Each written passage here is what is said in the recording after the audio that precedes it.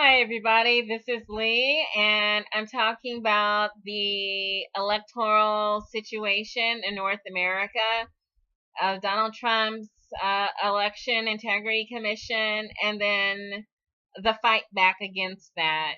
This is an article at Common Dreams, and it turns out that the ACLU is fighting back against the Donald Trump, Chris Kobach effort, what they view as an attempt at continuance of electoral fraud by requesting an obscene amount of voter information from the states. And not only that, that governors of these states are also fighting back. At least 44 states have responded in the negative towards the demand for an obscene amount of voter information, that some of it actually violates state law.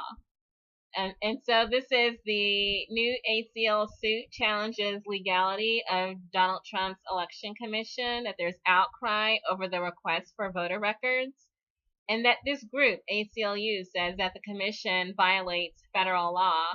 And then I also state that it violates state law as well. The demand placed on secretaries of state to hand over this information, that they've been resisting because it violates state law. But anyway, the ACLU, American Civil Liberties Union, filed a lawsuit on Monday against President Donald Trump's commission on so-called voter fraud, accusing the voters themselves of fraud instead of what we've seen in 2016, that it's actually the election system and the officials who run it who are committing the fraud against the voters.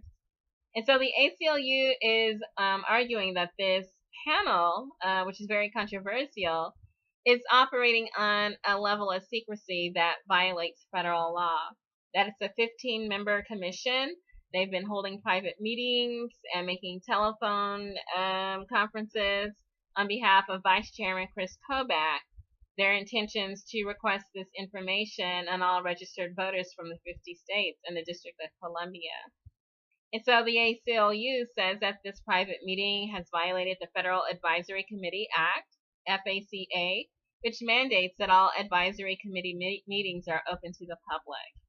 And so the secrecy, the threats, the gaslighting, it's not going over so well, that these requests being made upon the states, which actually control their individual electoral systems, violates state law, and that there's been a fight back by the secretaries of state and then also the governors of these states, including red states, maybe especially red states, that have rejected this federal oversight. In this case, the states' rights is being used appropriately. Not always, but in this case, yes. And so I'm going to post a link to this article in the description. You can review more about what the ACLU is fighting for or fighting against. There's also another article that's been posted on Black Agenda Report. Color Revolution comes home. Are Americans also the victims of a regime change? Have we been regime changed here at home? And this is an article about the oligarchy by Kevin Zeese and Margaret Flowers, and that both of them, Zeese and Flowers, have been on fire lately with their writing. They're just coming out of the corner of the ring swinging in all directions, and I love it. And so they're saying that the United States has perfected the art of the regime change operation in foreign nations. The U.S. is the largest empire in world history, with more than 1,000 military bases and troops operating throughout the world.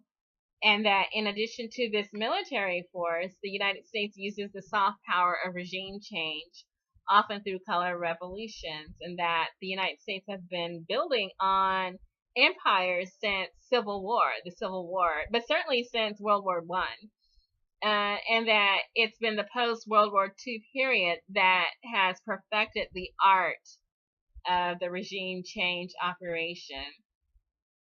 And so now Z's and Flowers are wondering, have we ourselves in the United States been the victims of regime change operation here at home, and that have the wealthiest in the security state created a government that serves them rather than the people? And that question almost answers itself if we turn on and watch the news on any channel.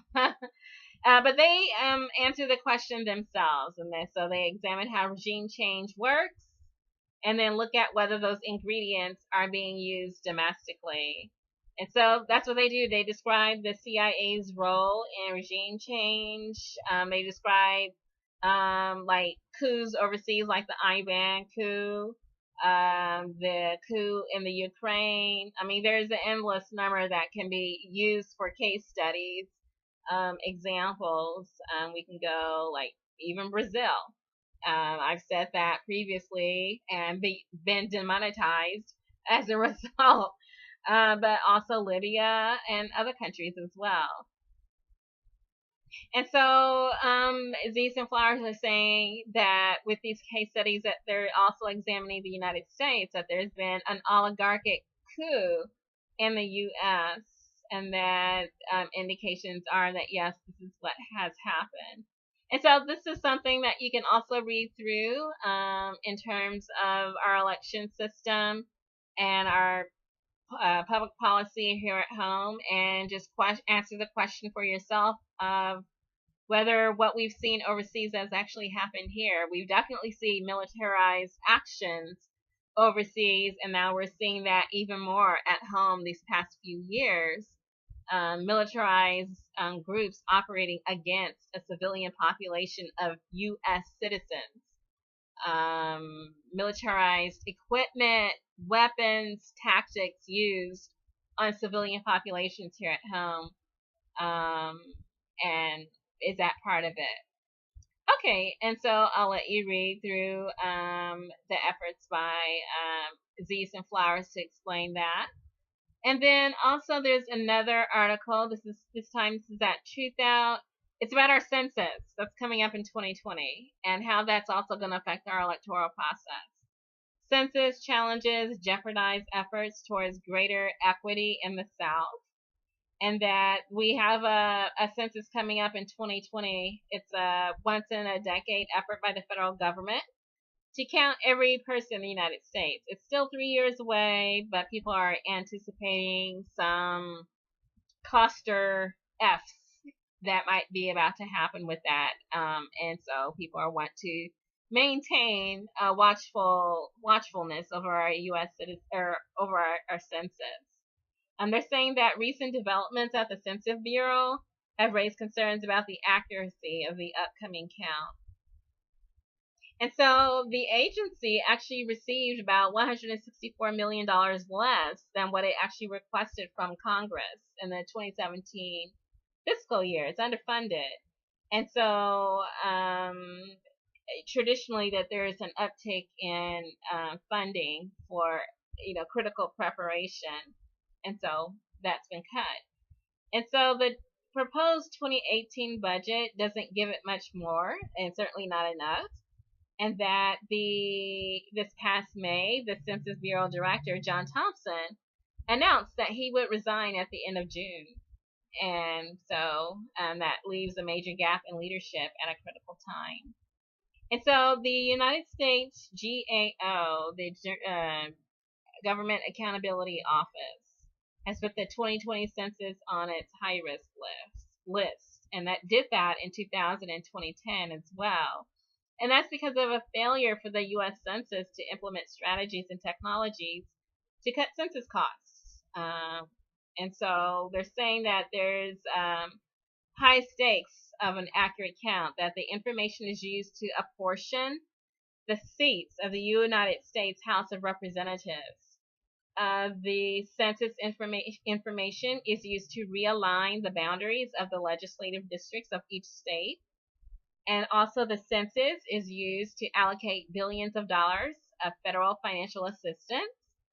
And that the census data is also used to provide social, demographic, and economic profiles of the nation's people to guide policy decisions at each level of government. So you've got the possibility of redistricting, gerrymandering, apportionment of federal assistance dollars, and how to guide social policy, all stemming from census data. And so if there's overcounting of one group, which there has been, and then undercounting of other groups, which there has been, it throws our nation off balance, and we've been seeing that. I'm also going to post a link to that article in the description as well. And so we can see that there's serious issues with our voting system, and that it's not just electing the president. It covers a wide range of issues, and that's pretty well illustrated by that article. And so it looks grim. What can be done? As I've noted in a previous video, that voter education is very much important. Also, education on general policy issues is very much important, that we've got a lot of preparation to do, a lot of accountability to maintain of the people who are elected to represent us. Are they maintaining integrity in their offices? And how do we make them do that? Again, there's a democracy convention coming up in Minneapolis, Minnesota, and that is August 2nd through 6th. And a lot of these issues are going to be covered in that democracy convention. If you can make it, if you have concerns about these issues that I've just raised, Donald Trump's electoral integrity system or commission, Chris Kobach's use of cross-check in the service of voter suppression, the Voting Rights Act, the Electoral College, ballot access, the United States Census, and how that's being used to redraw districts, the gerrymandering. All these issues are going to be covered. We can find solutions together. For those who can make it to the Democracy Convention, definitely I recommend that. And so I say good luck.